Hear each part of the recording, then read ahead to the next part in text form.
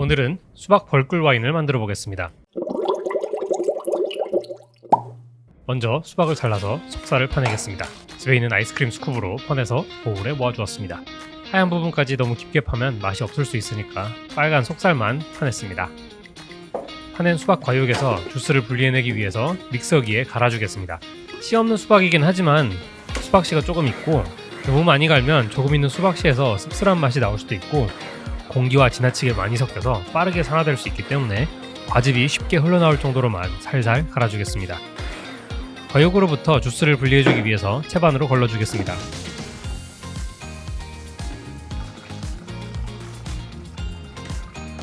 주스가 천천히 분리되는 동안 나머지 수박도 갈아주겠습니다.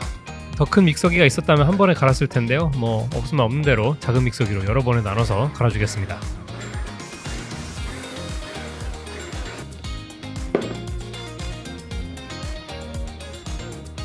이런 식으로 나머지 수박 반통도 같은 과정을 거쳐서 수박 주스로 만들겠습니다. 여담이긴 한데 여러분은 맛있는 수박을 고르는 법을 아시나요? 저는 안다고 단언할 수 있습니다. 이번 여름 저의 수박 타율은 100이면 100, 18이었고 수박 덕후인 아내의 극찬을 받고 있습니다. 맛있는 수박 고르는 법이 궁금하시다면 댓글로 남겨주세요. 참고로 두드려서 소리를 들어보는 방법은 전혀 효과가 없습니다. 요즘 수박들은 다 씨가 없지만 가끔가다 있는 까만 씨들은 술에 섞이면 술이 맛이 없어질 수 있기 때문에 이렇게 따로 빼주겠습니다. 마찬가지로 믹서기에 가볍게 갈고 채반에 걸러서 주스를 분리하겠습니다. 먼저 최대한 많은 주스를 짜내기 위해 걸러진 과육을 좀 이렇게 뒤적거려줬고요.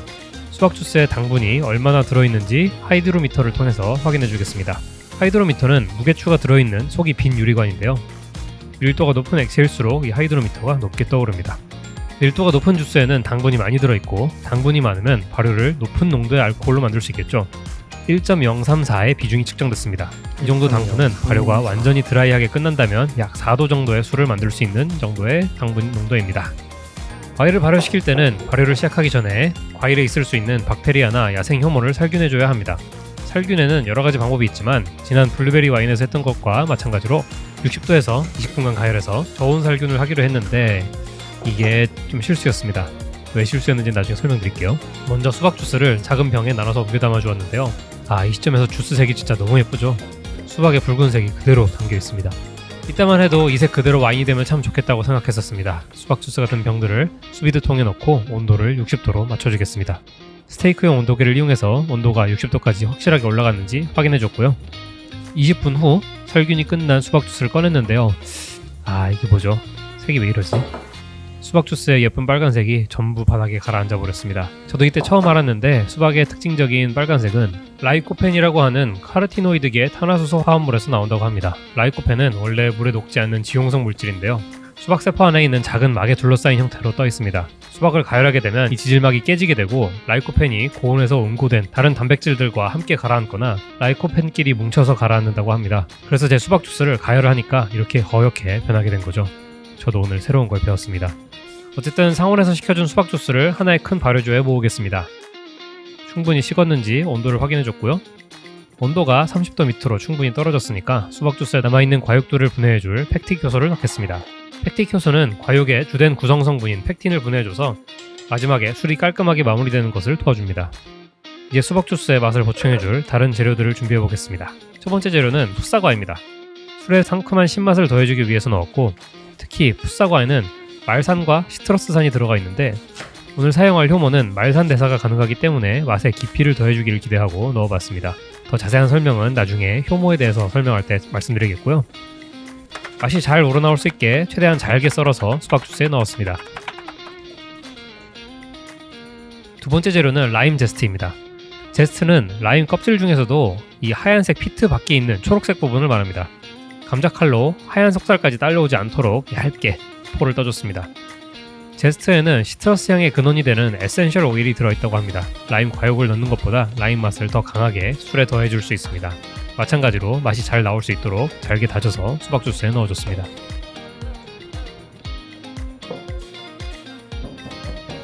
이제 발효의 주인공인 효모를 준비하겠습니다. 먼저 미리 끓였다가 식혀둔 물을 약 50ml 정도 준비해두고 여기에 효모가 활성화되는 것을 도울 고폼이라는 영양소를 풀었습니다. 오늘 사용할 효모는 랄빈사의 71B 1122호입니다. 과일 향을 잘 살려주기로 유명한 효모고요. 특히 보통 효모는 할 수 없는 말산 대사가 가능해서 말산을 젖산으로 바꿔주는 말롤락틱 퍼멘테이션이 가능합니다. 오늘 넣어준 풋사과에 들어있는 말산을 젖산으로 일부 바꿔줄 수 있는데요. 말산의 날카로운 신맛을 요구르트 같은 부드러운 신맛으로 변환해줘서 맛을 더 다채롭게 해줄 수 있습니다.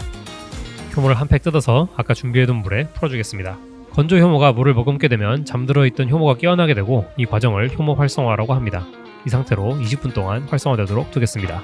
마지막으로 아까 말씀드렸다시피 현재 당도만으로는 4도 정도의 술밖에 되지 않기 때문에 발효에 필요한 당분을 보강해줄 꿀을 넣겠습니다. 총 600g 정도 넣었는데요. 최종 목표인 알코올 도수가 10도에서 15도 사이의 와인을 만드는 것이기 때문에 필요한 꿀의 양을 계산해서 넣었습니다. 좀 더 정확하게 최종 알코올 도수를 추정하려면 꿀을 전부 섞어서 술의 원료가 되는 머스트의 비중을 다시 측정해야 되는데 저는 꿀을 섞지 않고 발효하는 것을 좋아합니다. 첫 번째 이유는 일단 꿀을 흔들어서 섞는 게 너무 힘들기 때문이고, 두 번째 중요한 이유는 시작 당도가 너무 높으면 삼투압이 높아져서 효모가 삼투 스트레스를 받기 때문에 발효가 느리고 부산물이 생길 수도 있다고 합니다. 어차피 발효가 진행되면서 꿀은 자연스럽게 녹아들 것이기 때문에 꿀이 안 섞일까봐 걱정은 안 해도 되지만 시작 당도를 정확히 알 수 없기 때문에 최종 알코올 도수도 그만큼 부정확해지는데요. 어차피 홈브루잉에서 알코올 도수는 추정치이기 때문에 저는 맛만 좋다면 크게 신경 쓰지 않습니다. 목표한 알코올 도수의 근사치에만 접근한다면 저는 만족합니다. 꿀병에 남아있는 꿀도 아까우니까 스포이드로 수박 주스를 떠서 흔들어서 전부 녹여낸 다음에 다시 발효기에 넣겠습니다. 이 다음에는 효모가 사용할 질소를 공급해줄 질소 영양소 펄메이드 O를 넣겠습니다. 총 1티스푼 넣었고요. 재료들이 잘 섞일 수 있게 살균의 스푼으로 이렇게 저으면 아까 가라앉았던 붉은 색소도 일단은 잘 떠있는 모습입니다. 마지막으로 20분간 활성화가 된 효모를 주스에 더해서 발효를 시작하겠습니다. 발효 과정에서 생기는 탄산이 빠질 수 있게 해주는 에어로크를 설치하면 발효 준비 끝입니다. 과연 어떤 술이 발효될지 정말 기대가 되네요. 발효 12시간 후입니다. 기포가 올라오기 시작했고요. 라임 제스트는 가라앉고 사과는 떠있네요. 가열한 수박 주스에서 가라앉았던 것들이 발효 과정에서 생긴 탄산가스 때문에 지금은 잘 떠있는 것 같습니다. 정말 재밌고 좀 귀여운 게 라임 제스트에 기포가 달라붙으면 위로 이렇게 떠올랐다가 위에서 기포가 떨어지면 다시 가라앉는 것을 반복하고 있습니다. 뭔가 되게 귀엽네요. 발효 시작 24시간 후입니다. 기포가 진짜 무서울 정도의 속도로 올라오고 있습니다. 밑에서 가스 밸브라도 열어놓은 것 같네요. 발효 시작 36시간 후입니다. 벌써 발효가 끝나가는지 바닥에 쌓여있던 꿀은 옛 저녁에 사라졌고 기포가 올라오는 속도도 많이 느려졌습니다. 과일이 마르지 않도록 흔들어서 위에 떠있는 과일을 적셔주겠습니다. 발효 시작 60시간 후입니다. 오늘도 과육이 마르지 않게 이렇게 흔들어졌고요. 술의 색이 쨍한 빨간색에서 점점 연한 핑크색으로 바뀌고 있습니다. 발효를 시작하고 6일이 지났습니다. 발효의 진행 정도를 확인하기 위해서 비중을 한번 측정해 보겠습니다. 술의 색이 점점 더 연해지고 있네요. 이제는 꿀이랑 섞여서 그런지 점점 주황색에 가까워지는 것 같습니다. 발효가 벌써 끝나버렸나 봅니다. 비중이 0.994가 측정됐습니다. 비중이 1 밑으로 내려가면 대충 술이 발효가 끝났다고 볼 수 있는데 일주일 만에 1 밑으로 내려갔네요. 이렇게 빠른 발효는 저도 처음입니다. 맛을 한번 보겠습니다. 이게 무슨 맛일까요? 괜찮을 거야. 숙성시키면 맛있어질 거야. 그럴 거야. 실린더에 있는 술을 다시 넣는다고 뭐라 하시는 분들도 있었는데 실린더와 하이드로미터 모두 깨끗이 씻고 살균까지 했기 때문에 이 술을 다시 넣는 게 전혀 더럽지 않습니다. 일단 아내에게도 한 입 마셔보게 했는데요. 약간 상한 수박 국물 맛이야. 다른 말 듣지 마, 수만이. 다른 말 듣지 마. 얘, 너 어떡할라 그러니? 어?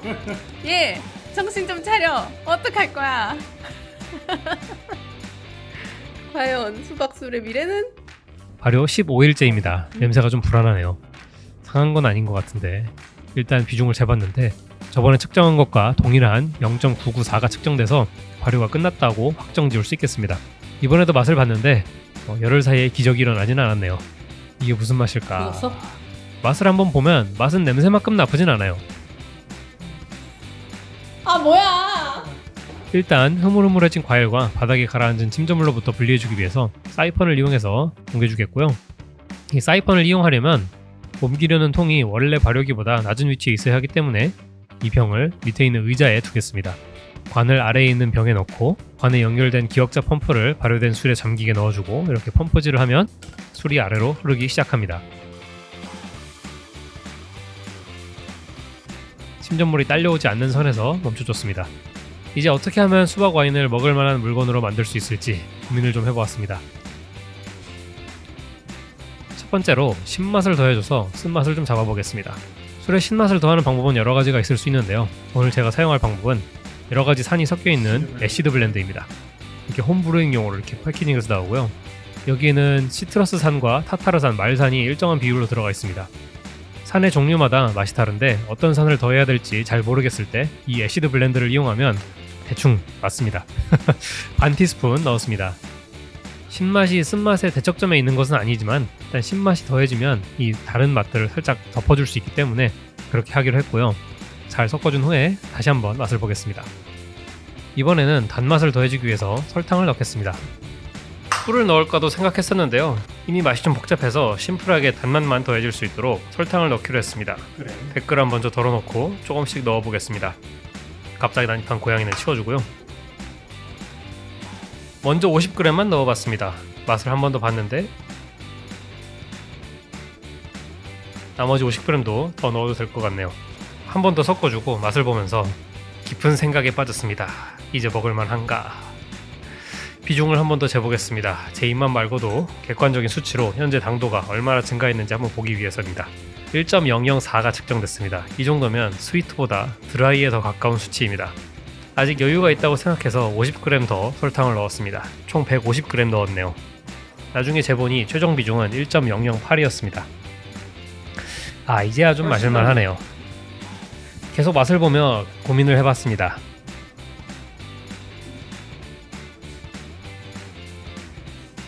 살짝만 더 신맛을 추가하겠습니다. 당연하게도 맛을 더하는 건 쉽지만 빼는 것은 어렵기 때문에 신중하게 결정을 내려야 합니다. 0.8티스푼 더 넣고 맛을 한번 보겠습니다. 그래, 훨씬 낫다. 이제야 만족스러운 맛이 나왔습니다. 이제 다음 단계로 넘어가겠습니다. 침전물로부터 분리는 해줬지만 아직 술에는 살아있는 효모가 떠 있습니다. 이대로 방치하면 발효가 다시 시작되게 됩니다. 그것을 방지해주기 위해서 효모의 발효를 멈춰주는 안정화 과정이 필요한데요. 안정화 역시 여러 가지 방법이 있지만 제가 가장 선호하는 방법은 저온 살균으로 효모들을 죽이는 것입니다. 저온 살균을 하기 위해 새로운 유리병으로 옮겨줄 건데요. 이 병도 스타산 용액으로 살균을 했습니다. 이번에도 사이펀으로 술을 옮겨 담겠습니다. 사이펀을 사용하는 이유는 술의 산화를 최대한 방지하기 위해서입니다. 발효가 끝난 시점부터는 술이 산소와 접촉해서 산화가 되는 것을 주의해야 되는데요. 술이 산소와 접촉하는 만큼 알코올이 한 번 더 발효가 돼서 식초가 되어버립니다. 발효가 된 술을 부어서 옮기게 되면 술의 표면이 깨지면서 산소와 더 많은 접촉을 하게 되겠죠. 사이펀을 이용하면 술의 표면이 깨지는 것을 최소화할 수 있습니다. 근데 여러분, 제가 아까 뭐라 그랬죠? 수박 주스의 예쁜 붉은색이 라이코펜에서 오고 이게 가열해서 없어졌다고 했잖아요. 근데 제가 지금 무슨 짓을 하려고 하는 걸까요? 가열을 또 하네요. 영상을 편집하다 보니까 실수가 보이네요. 네, 어쨌든 술을 안정화하기 위해서 수비드 머신을 이용해서 60도에서 20분간 한 번 더 가열했고, 살균이 끝난 술은 상온에서 식혀준 후 다시 침전물이 가라앉을 때까지 기다리겠습니다. 2주의 시간이 더 지났습니다. 술이 완벽하게 투명하게 가라앉았습니다. 투명하게 너무 예쁘죠? 이제 병입을 할 준비가 되었습니다. 이번에도 사이펀으로 술을 옮기기 위해서 술을 높은 위치에 두었고요. 술을 창고에서 부엌으로 들고 오느라 침전물이 살짝 일어났는데 큰 입자들이 가라앉을 때까지 이 상태로 30분만 더 기다리겠습니다. 먼저 술을 담을 병들을 스타선 용액으로 살균해줬고요. 적당량의 용액을 각 병에 넣고 모든 표면에 살균제가 닿도록 이리저리 돌려줄 건데요.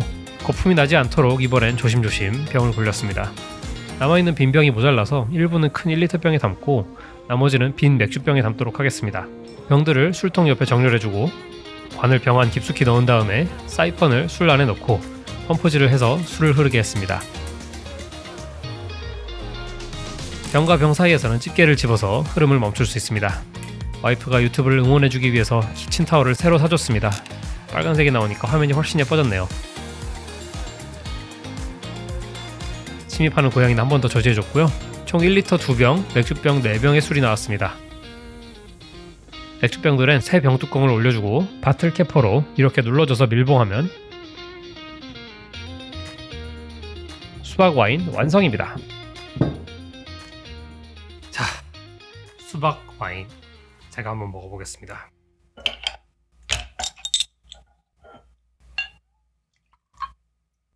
일단 수박의 색이 완전히 사라졌어요. 진짜 붉은색이 하나도 없다고 해도 과언이 아닙니다. 이거 색깔이 안 빨간 정도가 아니라 옛날에 제가 했던 그냥 벌꿀 술이랑 거의 같은 색이라고 보시면 됩니다. 그냥 노란색, 예쁜 황금빛 노란색입니다. 좀 수비들을 하지 않았다면은, 저온 살균을 하지 않았다면 수박의 맛이 좀 났을까 하는 그런 아쉬움이 드는데, 다음에는 좀 다르게 해봐야겠네요. 냄새를 맡아볼게요. 향은 이게 수박 향이라고 하기가 좀 어려운 게, 수박을 먹었을 때 시원한 맛 뒤에 약간 부드럽게 깔리는 그런 맛 있잖아요. 그 맛이 살짝 나요. 그 냄새가. 수박을 씹다 보면 나는 저 뒤에서 느껴지는 맛? 그러니까 수박을 아삭 먹었을 때 그 시원하고 달콤하고 그런 맛이 아니라, 그 시원한 맛, 달콤한 맛 다 걷어내고 저 뒤에 숨어있던 수박의 냄새가 납니다. 좀 비유하자면 수박이 하얀 부분을 씹었을 때 그 씁쓸한 맛 뒤에 또 있는 그런 맛? 설명하기 좀 어렵네요. 맛을 한번 볼게요. 많이 괜찮아졌다. 많이 괜찮아졌다. 괜찮네. 일단 어떤 맛이냐면요. 중간에 맛에 대해 걱정을 할 때 느꼈던 그런 쓴맛이나 좀 약간 당황스러운 맛? 제 와이프가 표현한 수박 썩은 맛은 이제 다 없어졌고, 이제 그 맛들이 적절한 신맛과 적절한 단맛으로 살짝 덮여지면서, 아까 말씀드린 그 수박 맛 있잖아요. 그 수박 맛이 은은하게 나고, 안타깝게도 기대했던 것보다 라임 맛은 좀 덜 나는데, 사과를 발효시켜서 온 건가 싶은 그 부드럽게 입을 감싸는 맛이 또 있어요. 괜찮네. 꿀을 많이 넣진 않았거든요. 꿀을 4리터에 한 600g 정도 넣었으니까, 보통 벌꿀 와인, 그러니까 미드 만들 때 쓰는 양의 한 3분의 1 정도 들어간 거예요. 그래서 꿀향이 그냥 살짝 은은하게 저 뒤에서 이렇게 손짓하는 정도로만 납니다. 나도 여기 있다.